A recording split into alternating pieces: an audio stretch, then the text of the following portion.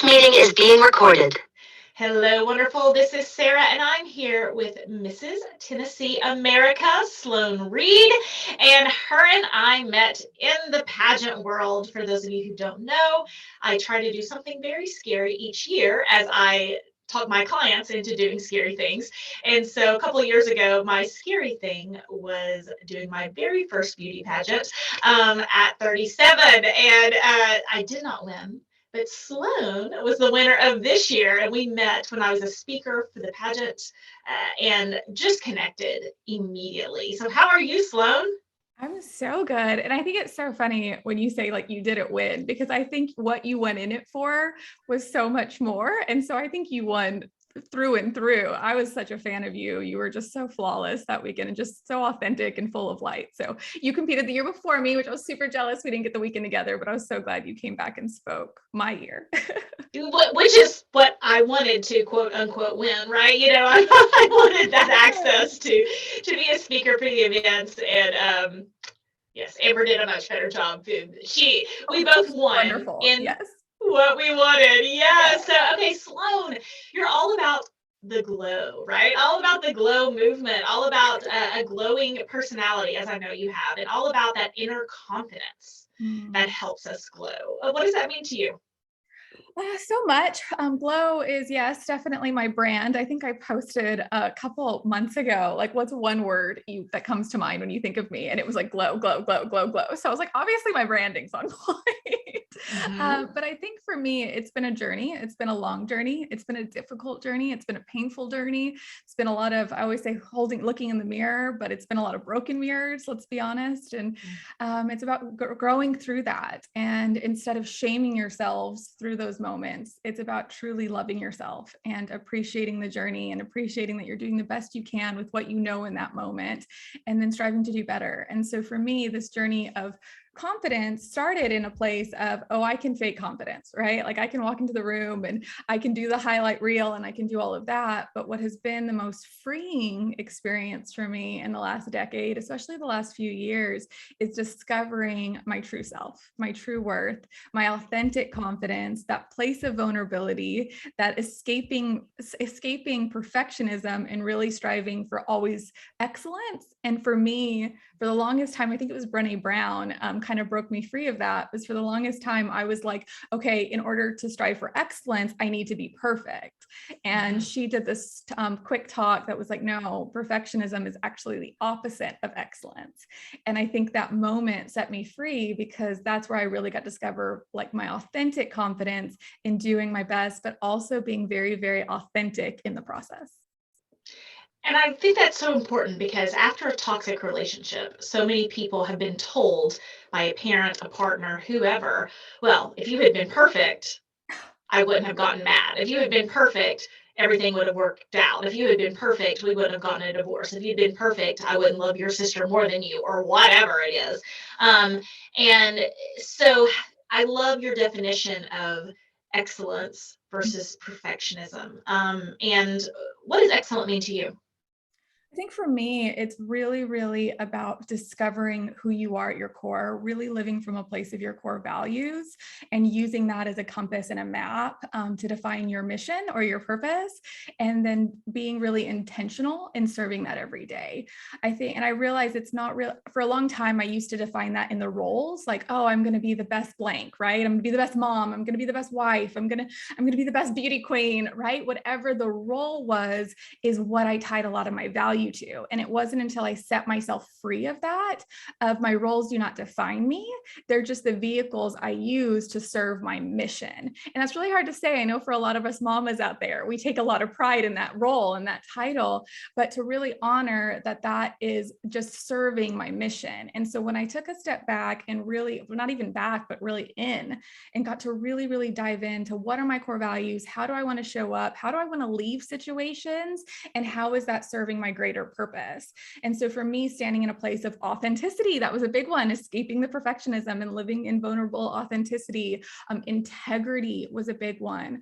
Positivity, but not toxic positivity. We've all been around those, but like genuine positivity and just living from a place of light and love that served my mission to set people free from those chains and those burdens of not knowing who they are and that feeling lost into feeling grounded. And then that's what I'm able to do, whether I'm on a stage with a crown on my head or speaking in a public forum or at the grocery store with my son. It's all vehicles that I get to use to serve that core values and that mission. And when I'm living in that authenticity and with that integrity, that to me is excellence. The very first step in my program is connecting with what's right with you. Mm-hmm. And I have a phrase that says you have to know yourself to grow yourself. Ooh, I love right? Mm-hmm. And because after a toxic relationship, especially if you've had a toxic parent who is just like, this is who you're supposed to be. I get to define that. Your job is to be the extension of me. It can be really hard to know yourself. And I talk to women all the time and they're like, I really don't know myself. And they use that language. And I love that we're talking about this because many of the listeners are looking to go back into the dating world or get a new career or whatever it is. And it's like, okay, so I'm going to be silly right here, but it's like, okay, so you want someone to love you for you, but you don't even know who you are. Mm-hmm. What do you think the chances are of that happening? Right? Or you want someone to hire you and pay you great money for your strengths, but you don't have no idea what your strengths are. Mm-hmm. What are the chances are of that happening? And I think sometimes we just need to call out the elephant in the room and say it is so possible. We just have to point our ship in the right direction. We have to make sure we're sailing to the right island of knowing yourself. And also we have to be aware of the baggage we have on our ship that might be weighing us down. So sometimes we have to take a moment and forgive the toxic parent, forget the ex, forgive, not forget, forgive, right? And that's really, really heavy to say. But it's the first step of setting ourselves free. And one of the hardest things I said to myself, or was actually said to me by a girlfriend of mine, who I love dearly. And she just I was in a really place where I had a friendship that broke my heart, right? Sometimes we have those friendships that break our hearts more than romantic relationships do. And I was just really heartbroken by one of these friends of mine that I held really, really dear into my heart. And by a choice she made that really, really hurt me. I just was lacking loyalty in my mind. And so I was like sharing it with a girlfriend. I'm like, this is really, really heavy on me and I can't escape it. Like, that's all I'm thinking about. And she looked at me and she goes, what if it's not about you? No, in our world, it is all about us, right? But having that moment of just getting to take my emotions and myself out of the situation and just look at it with a new perspective allowed me to see her perspective and realize she was on her own journey. She was struggling her own battles. And when I was able to detach how personally I was invested in that and take myself out of the equation and just see it for what it was, it really allowed me just to kind of forgive that person and realize it had nothing to do with me. I just had to pay the price. That doesn't mean I stay in that friendship, and that doesn't mean I stay in that thing. If that's the journey she's on, you honor it, but that's when boundaries come in, right? And you remove yourself.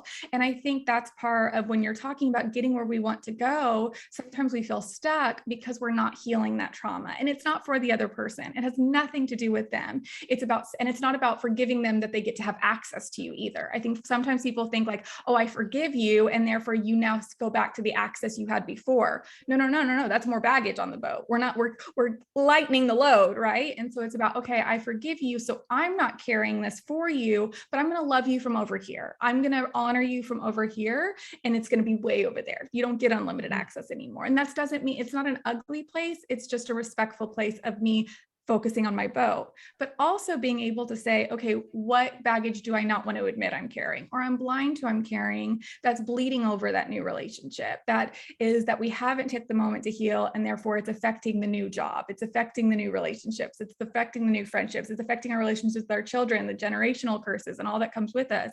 It's about that moment of like, okay, these are triggering, but rather than just reacting, let's take a moment to reflect and tune in so we can respond in alignment with our core values and thus kind of fuel the boat and fuel the sails to where we're going.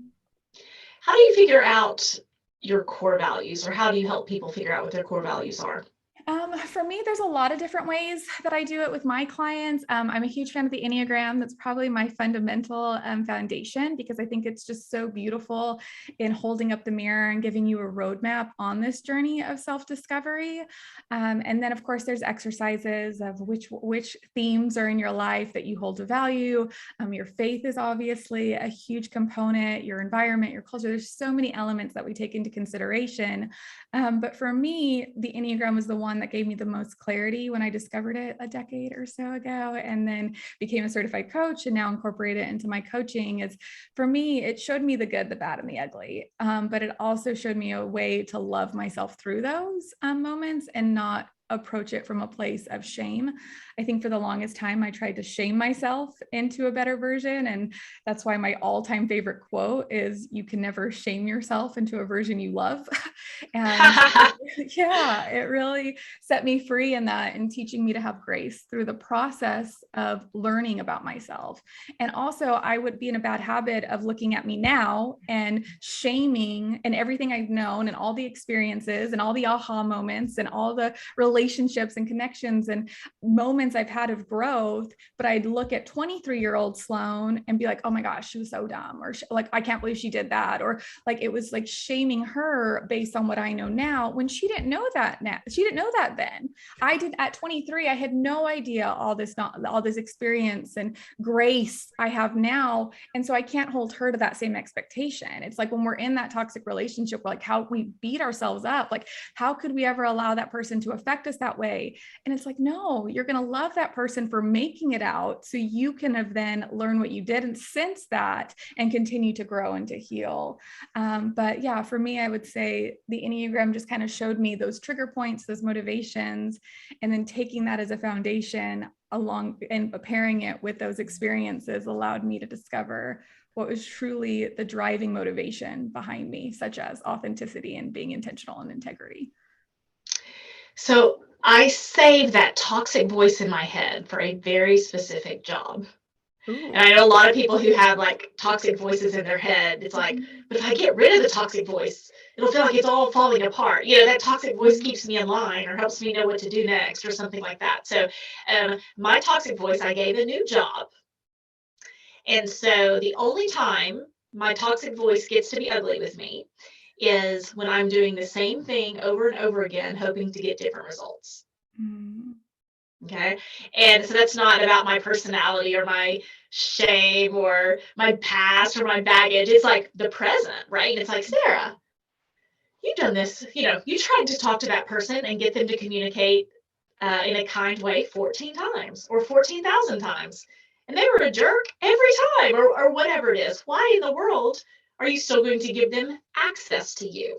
Right? Like what you were talking about before with that friend. If it's like, you know, if that friend has behaved a certain way for 5 years, and then you're hoping year 6 is going to be different, Yeah.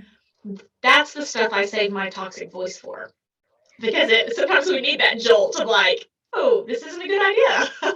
And I think it's important to honor that why we do have those damaging thoughts or those intrusive thoughts, right? I don't think like, yes, like I know we could call it a toxic voice, but to me, it's a protector voice, right? It's an accountable voice. I think when we have those voices in our head, it's okay. It's about just questioning everything. And that's what I got in the habit of, is not accepting as is. So like when something was bothering me, or I was having that like physical response of the heart racing or whatever physical, I was like, okay, rather than just being like, oh, this is what I'm feeling right now, I started to take that ownership of it, like you're doing with that renaming and assigning that voice a job of just saying like, okay, why am I triggered in this moment? Why am I responding this moment? And then saying, okay, I'm nervous because of this, or past trauma is coming up, or I'm triggered because of this, and saying, but that's usually ego. Usually ego is motivated by that response, and saying like, okay, ego, like I see you're trying to protect me. Why? why are you trying to protect me in this moment? Is it because I'm entering a pattern of repetition of doing the same thing over and over and over again, and you already foresee the outcome subconsciously? Am I doing something I've never done before and I'm pushing myself out of my comfort zone, which is something? Or am I being triggered by a past situation or past trauma that's coming up?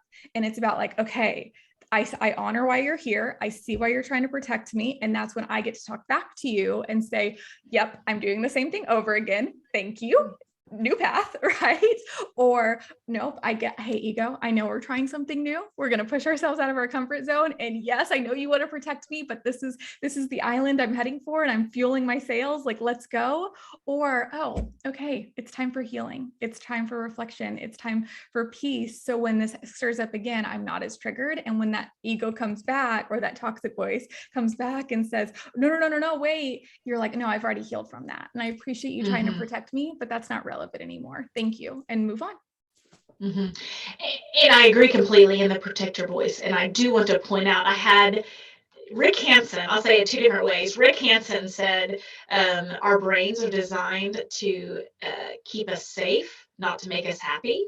In his book, Buddha's Brain, right? Like, and I had a lady named Kim Woods on the podcast recently, and her and I are friends, and she said, our brain is good at doing everything except for creating change in our own life that can work in our own best interest. And as soon as it's like some type of change, it's like, oh, no. And I think I want to be very careful as I say this.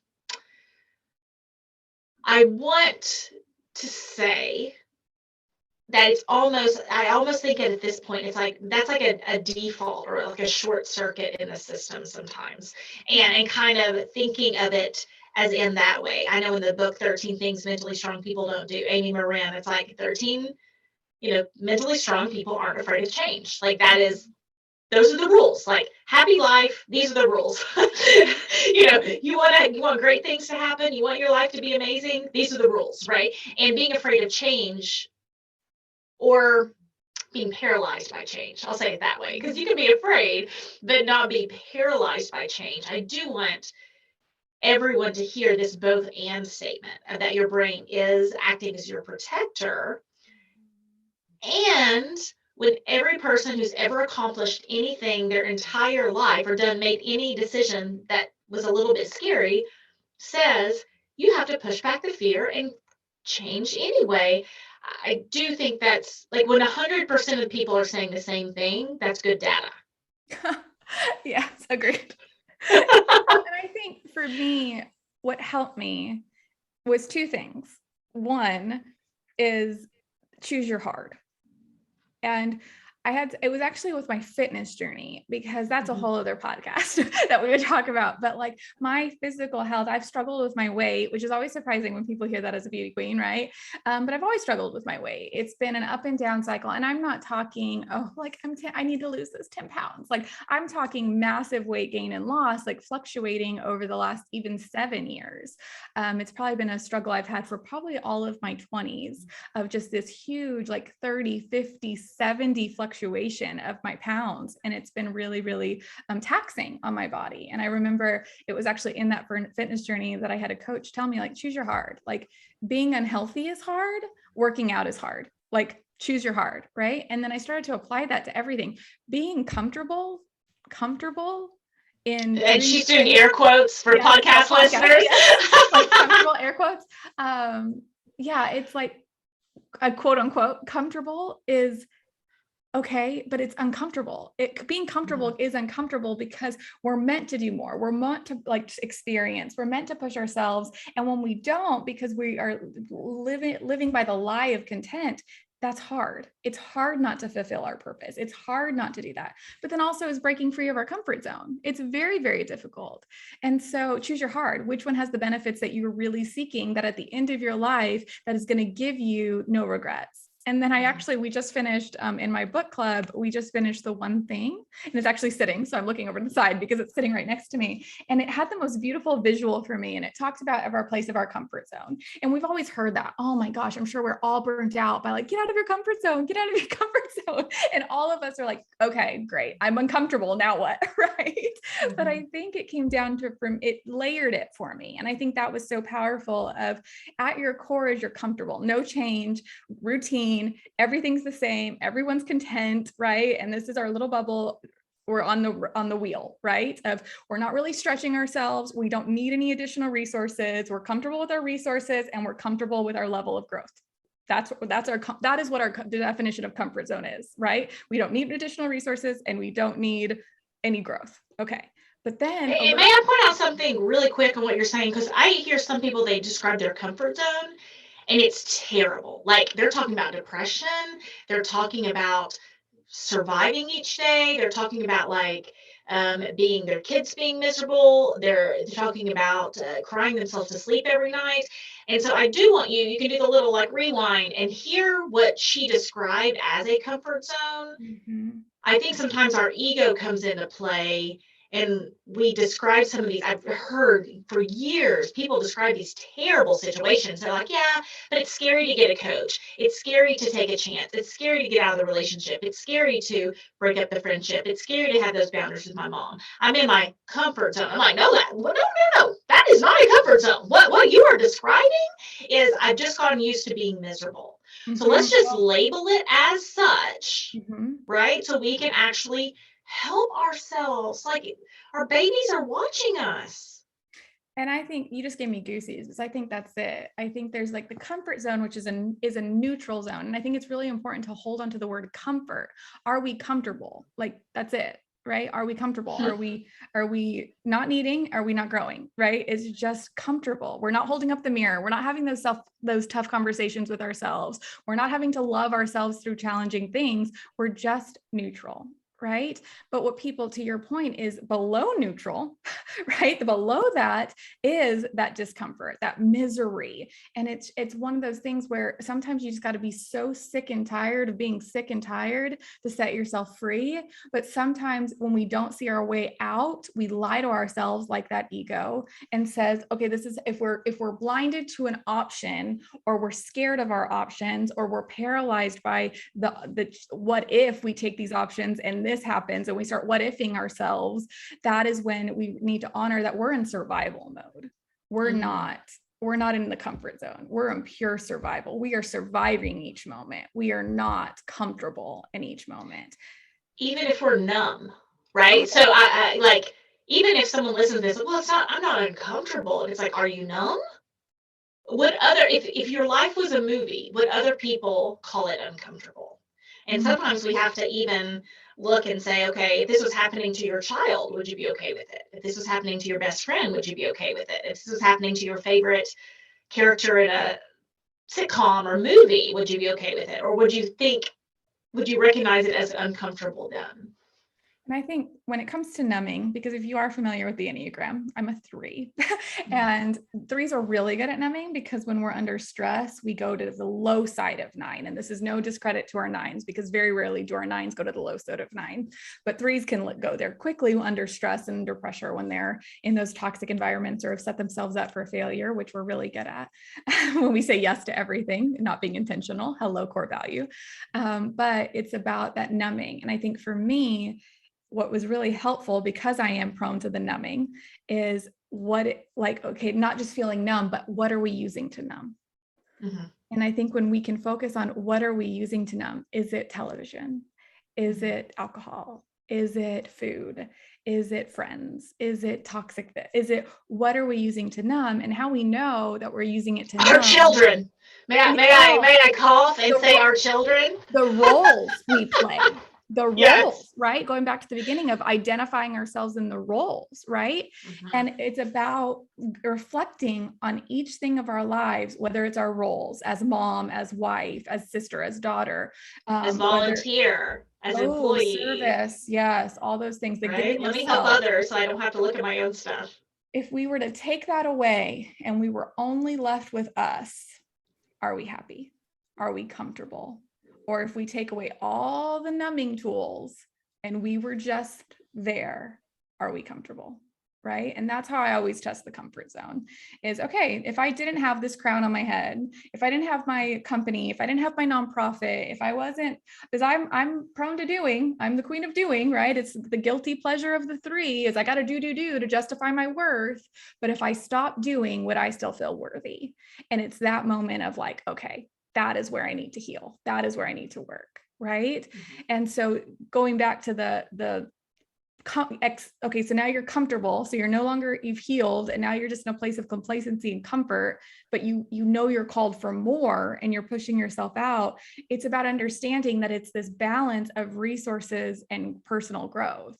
And that's when a coach comes in. That's when we're really getting those additional support to break free of those. So is it a coach? Is it a mastermind? Is it a book club? Is it like, what is the thing that is going to propel us forward, right? Is it the crew, right? Is it a community? Like, what is the thing that's going to push us, increase our resources and push our growth? Because that is when we get into like the discovery zone, the place of like, okay, we're discovering our core values. We're finding ourselves. We're seeing what we don't like. We're seeing what we're really bad at. And we're loving ourselves through all that. Because once we break free that zone, we enter the zone of possibilities. And that is where to me, they call it uncomfortable, like outside of your comfort zone is uncomfortable. To me, it's freeing.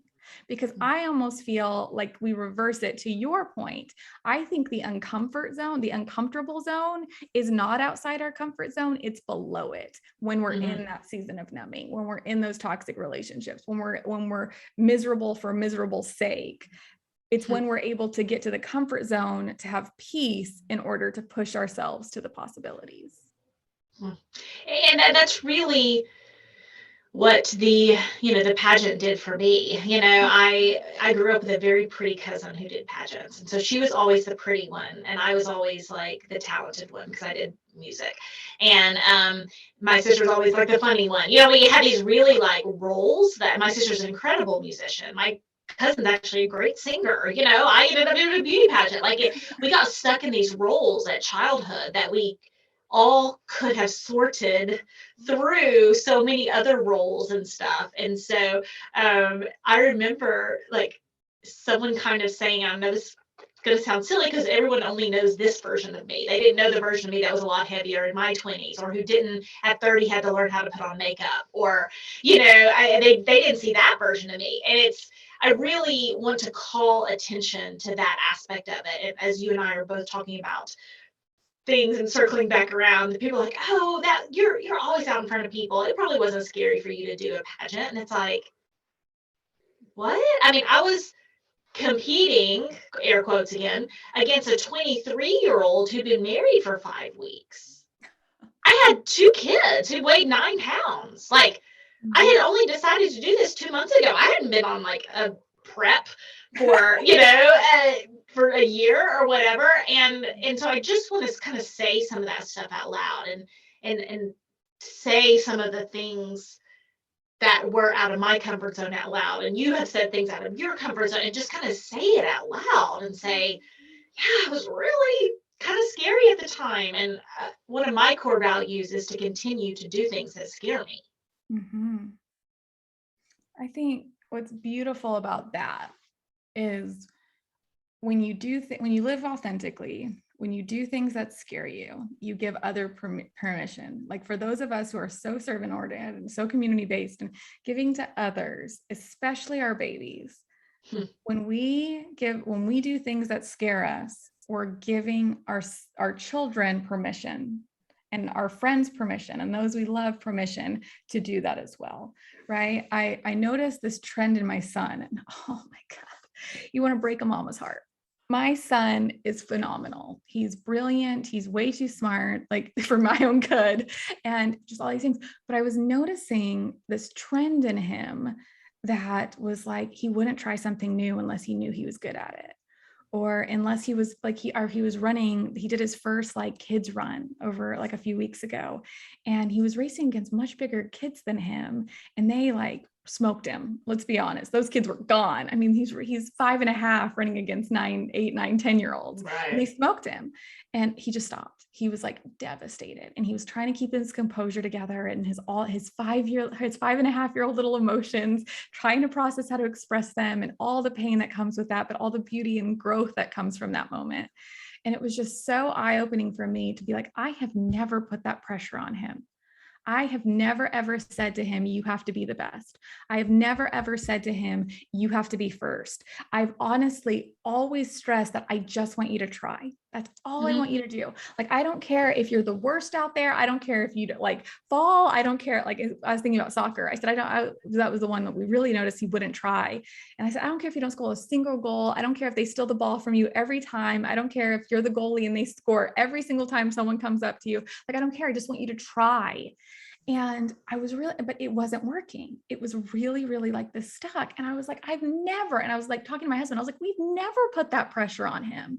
And it was actually a conversation. Like, I was so broken by this because I was like, what am I doing to this child? Like, he's full of potential and he's so like hesitant. And I just want him to have fun and experience life and everything it has to offer, but he's stuck, paralyzed, right? And he won't do it. And so I actually talked to my therapist about it. And I was like, I've never put that pressure on him. Like, where is this coming from? He goes, do you put that pressure on yourself? Oh my God, you want to talk about a moment of pain. He goes, honey, my therapist was so loving through this moment. He goes, you don't think he sees that? And sometimes we have these like, oh, we would never want that for our person. Like, we would never want our children to have that pressure. So why are we doing that to ourselves and thus creating these generational curses that he now thinks he has to operate at that level, even though I've never, ever held him to that caliber. But because I've held myself to this ridiculous standard and this ridiculous, he now feels like he has to carry that burden. And I was like, of course. So now all of you that are having this moment of breakdown, like I did, like I had that, I was like, what do I do? What do I do? And she goes, one, you'd be softer on yourself. You'd be less hard of yourself. You embarrass yourself. You have fun. You go out there and make a fool of yourself. And then you have to define try. And for me, that was really eye-opening because when we say, all we want you to do is try, how often have we said that to ourselves? I just need to try today. Like, just try to get out of bed. Just try to do something new. Just try. Oh, like, and she's like, as a 5-year-old interpretation, and keep in mind, like, our subconscious is like basically a 5-year-old, right? And so when we say that to a 5-year-old, he's like, okay, does that mean try to score 100 goals? Does that mean try to be the fastest? Does that mean try to be the best? Does that mean try to win everything? What does try mean? And so I think we have to have those moments of self-awareness and grace and say, okay, I'm going to try, but try what? And is it going to be like, I'm going to try to get out of bed today? And that's enough. And I'm going to be proud of that. Am I going to try to reach out to someone to get help? Am I going to try to reach out to a coach and see, like, push myself to have a conversation and say my goals and my dreams out loud? Am I going to try a new yoga pose? Like, what are you going to try and honor that and be very, very intentional with yourself so we don't have these subconscious 5.5-year-old in our brain. Can you tell my 5.5-year-old is very intentional about the half? I keep saying half, but like, so he is very like with our own 5.5-year-old, what are they interpreting when we're saying, putting these pressures on ourselves? What is our subconscious actually hearing? What is our subconscious actually absorbing that we don't intentionally or consciously put pressure on ourselves or hold ourselves back or paralyze ourselves from, but what is really happening on that subconscious level? And to me, that is when the self-awareness journey, this breaking free, this understanding ourselves, the getting to know yourself, to understand that the fertilizer is ready for you to grow into the best version of yourself. Did you see that pun spin? To know yourself, to grow yourself. Yeah. Know yourself, grow yourself. That's you, Sarah. Oh my gosh. And I'm sure half of our listeners are like listening to this and even maybe watching us. They're like, okay, they've got the same haircut. They like say the same things. They have the same interests. They have the same shirt today. Yeah. I had on her outfit. And then I was like, I'll go with something a little springy. Yes. So it's hilarious. Well, let's tell them about what's underneath our computers. What books we both have propping up our computer. Oh my gosh, this is like my favorite story ever. Why don't you tell it and then we'll laugh about it? So we were like, oh, what books do you, we started talking because I think we've tried to record this like 3 times, but we keep like getting on camera with each other, and then we just like girlfriend geek outs for like 5 hours, and then we come back like, oh, we were supposed to record a podcast. We were just like BFF in it. So it's of course led back to books and conversations about books. And I actually have high performance habits propping up my computer, and Sloan has atomic habits propping up her computer. So if you worry, if you're out there and you're like, oh, there's no one who understands me, or I assure you that there is. There's probably someone who's like soul swimming in your not even that far away. You just still have to find them. Well, I just think because you look at, if you are watching this on video, you look at my background and you're just like, oh my gosh, like I was very intentional about how I decorated it. And it's very like organized. And it's like, oh my gosh, it's just like, this is the highlight reel, right? This is like the Instagram that we get. And this is where we think, okay, this is what people want. Right? Mm-hmm. We curate this, we curate the hair, we curate the makeup, like we curate this perfect mask. And we're like, this is what people want, but it's not relatable. What's relatable is the fact that my desk that I ordered for my new office is still sitting on a boat somewhere, not delivered after 6 months of ordering it. So I am on a fold-out table with a black tablecloth on it because I'm classy, right?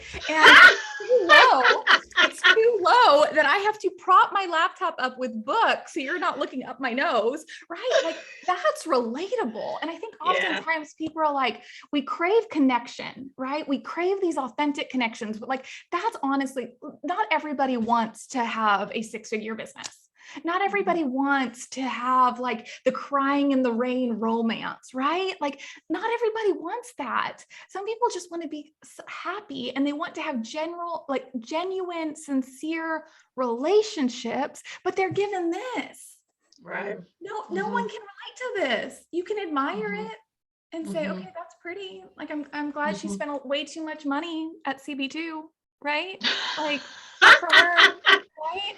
But well, now you did such a good job decorating. I went with a plain gray background because I would be so like, it's a joke. My husband does all the decorating. And then when I had my house, like my mom and my sister, I'd like cried because I was not able to like decorate my Christmas tree. Like as a single mom, and I was like, I'm ruining my children's Christmas because I can't organize ornaments, you know? We do it to ourselves. Like, so we see that, and we see that as a reflection of something we're not good at. Right. And so like, we take it personal, and then reality is when we're able, and then we think, oh, we have to showcase our highlights, and then you're showing your highlights and we're showing two fake people that repel each other. It's like opposite ends of magnets because it's fake. Right.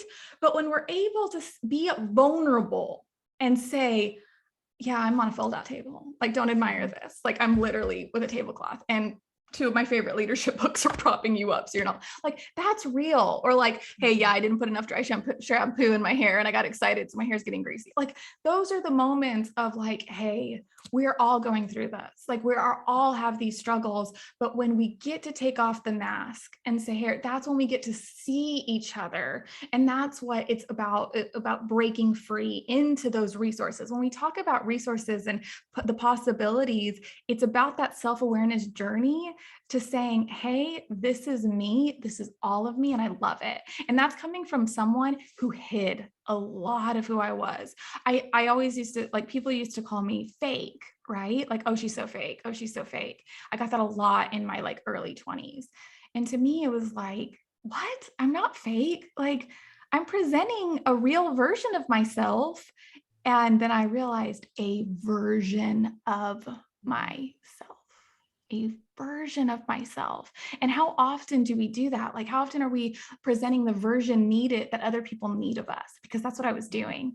And I think especially as women, we're guilty of this. And I can't speak for men, never been one. But like as women, like we have this desire to be everything to everyone and present a version of ourselves.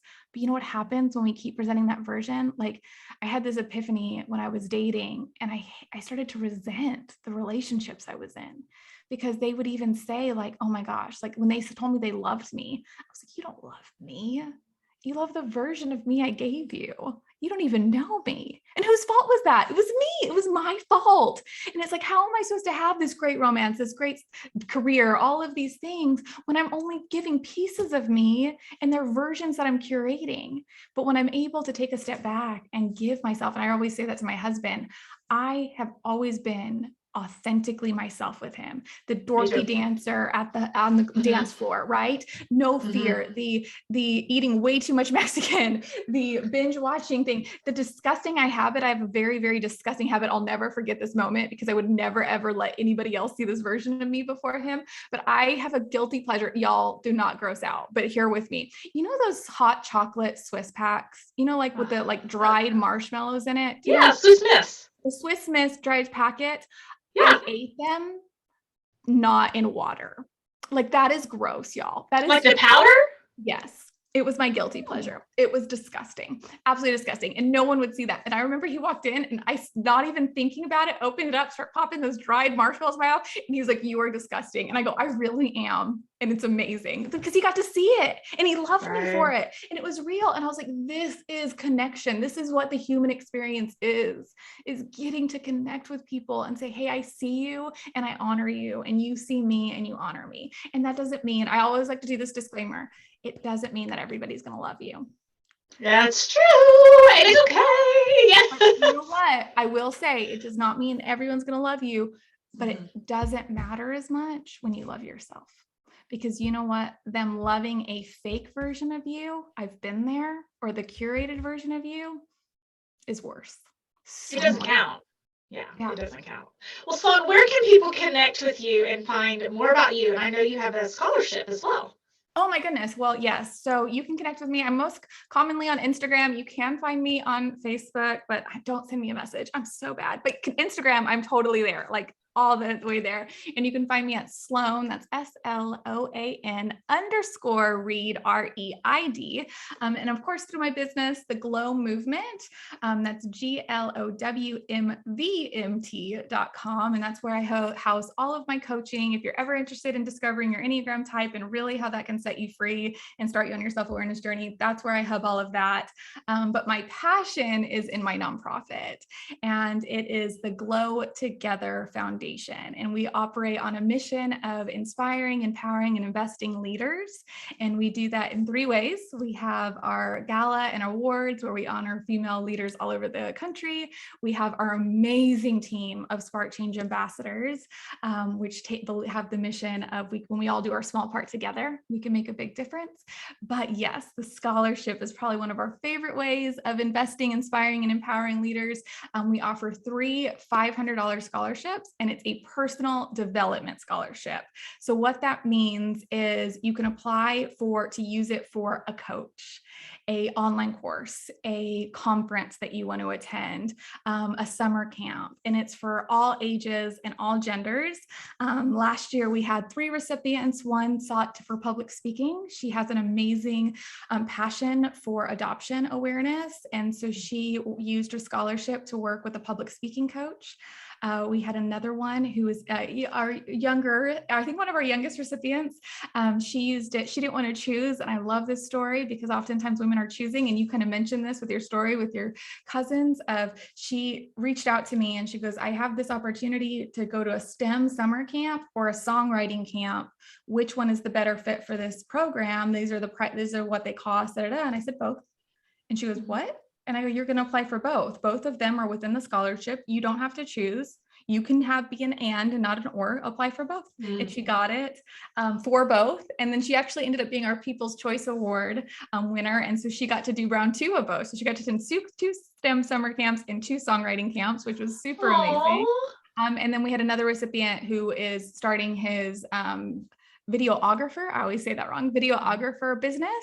And so he got to take an amazing online course with really diving in. So it really is, the sky's the limit. If you want to invest in yourself, we want to be part of it. The only stipulation is while the Glow Movement is my business is a proud supporter of the foundation and the nonprofit, and a portion of the proceeds goes to support the nonprofit, because we want to keep things ethical. You cannot use the scholarship for any of my personal services. But I mean, you can use them for Sarah's, just saying. Oh, that's awesome. Sloan, oh, so much love. Thank you so much. I'm glad we finally got to record. So people got to be a part of, we were pretty much having the same conversation, otherwise, along with a little, some more personal antidotes. So thank you so much for coming here and helping us become toxic person proof.